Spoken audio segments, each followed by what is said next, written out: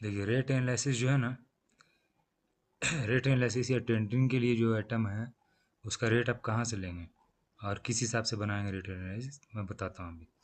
सबसे पहले तो देखिए आपको क्या करना है कि किसी भी आइटम का अगर सपोज़ अगर किसी भी प्रोजेक्ट में अगर वो क्वांटिटी बीओक्यू में 10 है और बाद में वो मेजरमेंट होने के बाद या फिर कुछ आइटम बढ़ जाने के बाद उसका क्वांटिटी अगर 5 और बढ़ जाता है, 15 हो जाता है, तो पहले जो क्वांटिटी है आपका 10, उसका तो रेट आपके पास फिक्स है।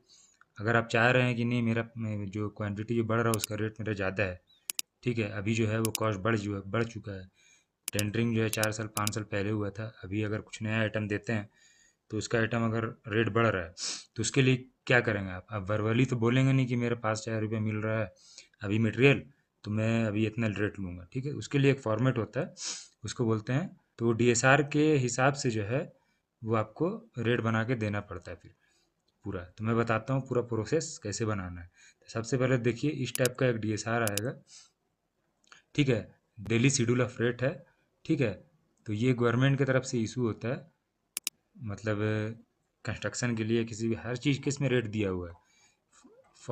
इसमें जो है हर चीज़ का मतलब total electrical, civil, mechanical, plumbing, सभी चीज़ का यहाँ पे पूरा आपको रेट वगैरह दिया रहेगा, किस हिसाब से फील करना वो सब सब सब देना रहेगा।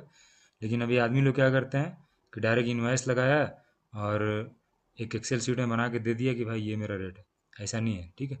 सीपीडब्ल्यूडी की तरफ से एक डीएसआर होता है, डेली शेड्यूल ऑफ रेट्स, ठीक है, ये 2022 का है, 2024 का, 2022 5 हर अलग अलग साल का अलग अलग निकलता है, उसके हिसाब से आप बनाए। देखिए उसके लिए सबसे पहले क्या करना है, एक एक्सेल शीट ऐसा बनाना है, ठीक है, यहाँ पे आप अपना अपने कंपनी का नाम लिख दीजिए या यहाँ पे लोगो यहाँ पे डाल सकते हैं, जैसे जैसे कोई सा भी लोगो आप लेंगे ना यहाँ पे लगा देंगे, पीएमसी का लोगो लगा देंगे, मेन कॉन्ट्रैक्टर है उसका लोगो लगा देंगे, प्रोजेक्ट कौन सा है, सपोज़ यहाँ पे प्रोजेक्ट है कोई भी मेट्रो प्रोजेक्ट समझ लीजिए, जैसा मैं लिख दे रहा हूँ वैसे ही आपको अपने प्रोजेक्ट का नाम लिखना है, ठीक है। कॉन्ट्रैक्टर में कोई भी हो गया, जैसे समझ लीजिए आप टाटा हो गया, टाटा रियलिटी है या कोई भी और भी आ जाएगा, टाटा में बहुत सारा है। ऑनर में जो मेन जो है वो मेट्रो है, दिल्ली मेट्रो है तो दिल्ली मेट्रो लिखिए, ठीक है, ऐसा लिखना है। पीएमसी में सपोज़ कोई भी पीएमसी है, बहुत सारी पीएमसी है, पीएमसी का जो भी नाम है वो लिख दीजिए, लोकेशन ये कहाँ पे है, दिल्ली में है, मुंबई में है या कोई सा भी है, तो वो लोकेशन यहाँ पे आप डाल देंगे, ठीक है। हाँ, ये किस चीज़ के लिए आप कर रहे हैं, क्वांटिटी ज़्यादा हो गया, एक्सीड कर गया है, क्वांटिटी एक्सीड करता है उसके लिए लिख रहे हैं या फिर नया आइटम है, तो वो यहाँ पे लिखेंगे रिक्वेस्ट फॉर चेंज ऑर्डर में यहाँ पे आप लिखेंगे, तो मैं ये बना रहा हूँ क्वांटिटी एक्सीड कर, ठीक है। अब रीज़न, यहाँ पे रीज़न भी लिखना है, यहाँ पे लिखना है अगर क्वांटिटी एक्सीड कर रहा है तो SOQ quantity exceeded due to reconfiguration of, project का नाम है आप लिख देंगे, जैसे कोई भी प्रोजेक्ट का नाम है यहाँ पे लिख दीजिए दिल्ली मेट्रो, ठीक है, कोई भी प्रोजेक्ट है। आइटम, आइटम क्या आपका एक्सिट कर रहा है, यहाँ पे एसओक्यू में जो आइटम होगा ना वही आइटम का यहाँ पे डिस्क्रिप्शन देना है, ठीक है। जैसे समझ लीजिए यहाँ पे 6 ampere 6 ampere to 32 ampere MCB, ठीक है, ये अगर हो रहा है आइटम तो यहाँ पे ये लिखना है, ठीक है। उसका बाद कॉस्ट यहाँ पे लिखे, ये देखिए यहाँ पे फॉर्मेट में ये चीज़ रहना चाहिए, कॉस्ट इम्प्लीकेशन, मतलब कॉस्ट बढ़ेगा, जी हाँ, टाइम इम्प्लीकेशन, टाइम भी जाएगा, जी हाँ, यस लिखना है। रेफरेंस में लिखना है डीएसआर का नंबर, ठीक है, डीएसआर डीएआर है ना, उसका आइटम कोड लिखना है, कौन सा आइटम से आप नया कोड कर रहे हैं। तो देखिए मैं एक दिखा रहा हूँ आपको, जैसे सपोज़ ये वाला आइटम है, ठीक है, तो ये जो है आपका ये नंबर हो गया 2.10.2, तो ये मैं क्या करूँगा इसको यहाँ पे मैं लिख दूंगा, यहाँ पे कोड में आइटम नंबर में 2.10.2 ये लिखेंगे, ठीक है, रेफरेंस के लिए। उसके बाद आइटम आपका क्या है, ये वाला है, ठीक है, ये वाला एमसीबी है, 6 ampere to 32 ampere rating MCB, D curve C curve जो भी है आप लिख दीजिए। तो यहाँ पे मटेरियल में जो है यहाँ पे भी लिख दीजिए आप 6 एम्पेयर 32 एम्पियर डी टैप, यहाँ पे लिख दीजिए डी कर्व एमसीबी। ठीक है, क्वांटिटी इसका पूछ रहा है तो क्वांटिटी एक का आपको रेट देना निकाल के, क्वांटिटी एक लिखना है। ठीक है, इसको पहले आप सेंटर में कर लीजिए, एक क्वांटिटी है। फिर यही नाम जो है सेम मटेरियल में यहाँ पे लिख देना है, इसको कंट्रोल सी करना है, कंट्रोल वी करना है। ठीक है, इसका मेरे इसमें यूट्यूब के डिस्क्रिप्शन में टेलीग्राम का लिंक है, उस पर मैं ये वाला फॉर्मेट डाल दूंगा, वहाँ से डाउनलोड कर सकते हैं। अब यहाँ पे देखिए क्या है, एज पर इनवाइस आप अगर देना चाह रहे हैं रेट, तो यहाँ पे एज पर इनवाइस लिखना है। एक का रेट आपका सपोज 200 रुपया है, तो यहाँ पे 200 रुपया लिख देना है। अगर इनवाइस के इससे है, अगर आप इनवाइस नहीं दे रहे हैं, आप DSR के हिसाब से जा रहे हैं, तो आप DSR में इसका रेट देखिए लिखा हुआ है 394 रुपीज़ एक पीस का ईच। थ्री अगर DSR के हिसाब से जाते हैं तो DSR का यहाँ पे देखिए नंबर लिखा है 1707, तो यहाँ पे आपको 1707 लिखना है। ठीक है, और यहाँ पे जो इसका रेट है वो लिख दे रहा है 394 रुपीज़, तो 394 यहाँ पे आप लिख दीजिए। अगर DSR के हिसाब से जा रहे हैं, तो इनवाइस के हिसाब से जा रहे हैं तो यहाँ पे इनवाइस लिखना है। ठीक है, और इनवाइस में आपका जो रेट है वो यहाँ पे लिखना है, तो मैं DSR के हिसाब से बना रहा हूँ। ठीक है, तो टोटल कॉस्ट ऑफ मटेरियल ये हो गया आपका। ठीक है, कार्ट्रिज इसमें 1% ऐड होगा, टोटल ए अमाउंट इतना हो गया। इसमें जो है ना ये ओवरहेड प्रॉफिट जो है वो ऐड करना पड़ता है 15%, क्योंकि ये आपके DSR में जो भी DSR में दिया हुआ है वो लेना है। यहाँ पे 1% कार्ट्रिज है। ठीक है, ओवरहेड प्रॉफिट 15% है। ठीक है, इसमें लेबर का जो है वायरमैन और खलासी, तो लेबर भी आपको जोड़ना है। तो यहाँ पे आप क्या करेंगे, यहाँ पे ये वाला तो ए वाला हो गया, आप इसको ऊपर कर लीजिए, ये ए में आ गया। अब ये टोटल ए जो है यहाँ से उठा के यहाँ पे शिफ्ट कर दीजिए। ठीक है, अब यहाँ पे लिख देते हैं वायरमैन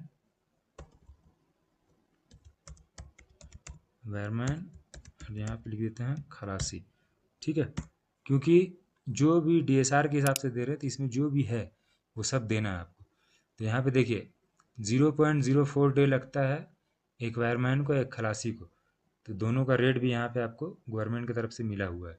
आप जिस भी स्टेट में हैं वहाँ का आप लेबर रेट निकाल के वो भी डाल सकते हैं, लेकिन ये वहाँ ये वाला रेफरेंस जो वहाँ पे डालना पड़ेगा। अभी यहाँ पे 1001 1007 है, तो मैं यहाँ पे डाल देता हूँ 1001 1007। ठीक है, ये हो गया। अब इसको मैं इंसर्ट कर रहा हूँ। अब इसका देखिए यहाँ पे क्या था, यहाँ पे आपको नंबर्स में दिया था या ईच में दिया था, डे में दिया हुआ है, तो यहाँ पे डे लिखना है। ठीक है, यहाँ भी डे लिखना है, यहाँ भी डे लिखना है। अब इसमें 0.04 डे, 0.04 डे इसका भी लग रहा है। इसका रेट क्या है, तो रेट है DSR के हिसाब से बढ़ा था 806663 इसका रेट है। ठीक है, तो 806663 806663 यही होगा, 806663। ठीक है, तो ये आपका हो गया। अब इसको जो है इससे मल्टीप्लाई करना है, ये रेट आपका पर डे का, ये पर क्वांटिटी का निकल गया। ठीक है, अब यहाँ पे लिख देना है टोटल, इसको बोल्ड कर लेना है। अब ये दोनों को यहाँ पे टोटल कर देना है। ठीक है, ये इसका टोटल हो गया, ये मटेरियल का टोटल हो गया। ठीक है, कार्टेज के साथ। उसके बाद ये हो गया ओवरहेड प्रॉफिट, है ना। तो अब क्या करना है, ये वाला जोड़ना है इसमें। कौन सा जोड़ना है, टोटल में ये प्लस लेबर का प्लस ओवरहेड प्रॉफिट, तो ये आपका देखिए यहाँ पे बन गया। ठीक है, ये भी टोटल आ गया यहाँ का, ये टोटल दे दिए। कॉस्ट फॉर एक नंबर, एक पीस का कॉस्ट कितना हो गया आपका, ये हो गया कॉस्ट एक पीस का। ठीक है, ये यहाँ पे एक पीस का कॉस्ट आ गया है। अब टोटल क्वांटिटी यहाँ पे समझ लिया आपको 200 ज़्यादा लग रहा है या 500 ज़्यादा लग रहा है, 1000 ज़्यादा लग रहा है, सपोज़ 5 ज़्यादा लग रहा है, 5 मैं यहाँ पे लिख दूंगा। ये 5 का टोटल रेट, ये आपका जीएसटी आ गया यहाँ पे, ये आपका 5 का कॉस्ट जीएसटी के साथ, ठीक है। ये 18% इसमें जीएसटी माइनस हो गया, यहाँ पे टोटल ये क्वांटिटी का रेट आपका आ जाएगा। अब यहाँ पे जो भी है, कंपनी टाटा है या फिर बाटा है, जो भी है, ठीक है, उसका नाम यहाँ पे लिखना है जो ये बना के दे रहे हैं, ठीक है। तो ये समझ गए होंगे आप किस हिसाब से फॉर्मेट रहता है, और यही फॉर्मेट हर जगह पे यूज़ होता है। यहाँ पे डेट डाल दीजिए,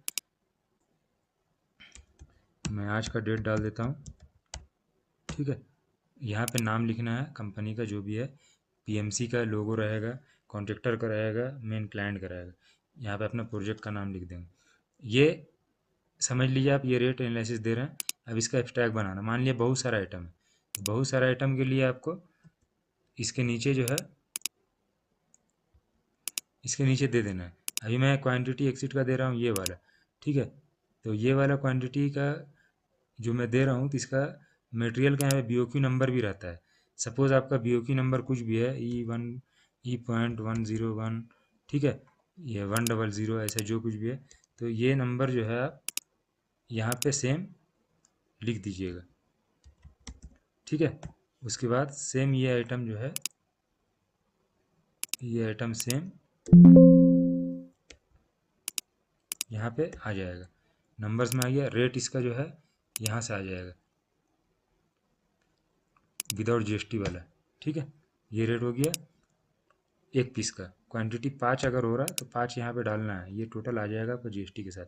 तो इस हिसाब से ये दोनों पेज, यहाँ पे भी अपना लोगो और पीएमसी का और कॉन्ट्रैक्टर का लोगो रहेगा, प्रोजेक्ट का नाम रहेगा यहाँ पे जो भी है, ठीक है। जो भी जैसे प्रोजेक्ट का नाम मैं यहाँ पे लिख के दे रहा हूँ, ऑनर में है दिल्ली मेट्रो, सपोज़ वो दे देना है। पीएमसी में है कोई भी हो, या ईएल या कोई भी हो। कॉन्ट्रैक्टर में समझ लीजिए टाटा है, ठीक है,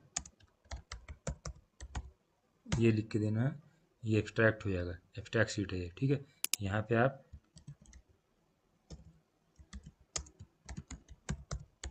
जो भी कंपनी का नाम है वो लिख के सिग्नेचर करके इस पेज को प्रिंट निकालना है, और इस पेज को प्रिंट निकालना है, अटैच करके दे देना है। अगर यहाँ पे मटेरियल का कॉस्ट जो है यहाँ पे डीएसआर के हिसाब से नहीं है, अगर इनवाइस के हिसाब से है, ठीक है, तो यहाँ पे इनवाइस लिखना है, इनवाइस लिख दिया। अब क्या करना है, ये दोनों पेज के साथ इनवाइस भी पीछे अटैच करके सबमिट करना है, तब ये फिर अप्रूवल होगा, उसके हिसाब से फिर आगे का काम आपको चलेगा, ठीक है। समझ गए होंगे किस हिसाब से बनाना है। इसका मैं लिंक टेलीग्राम पे मैं इसको अपलोड कर दूंगा, लिंक उसका डिस्क्रिप्शन में दिया है, ठीक है।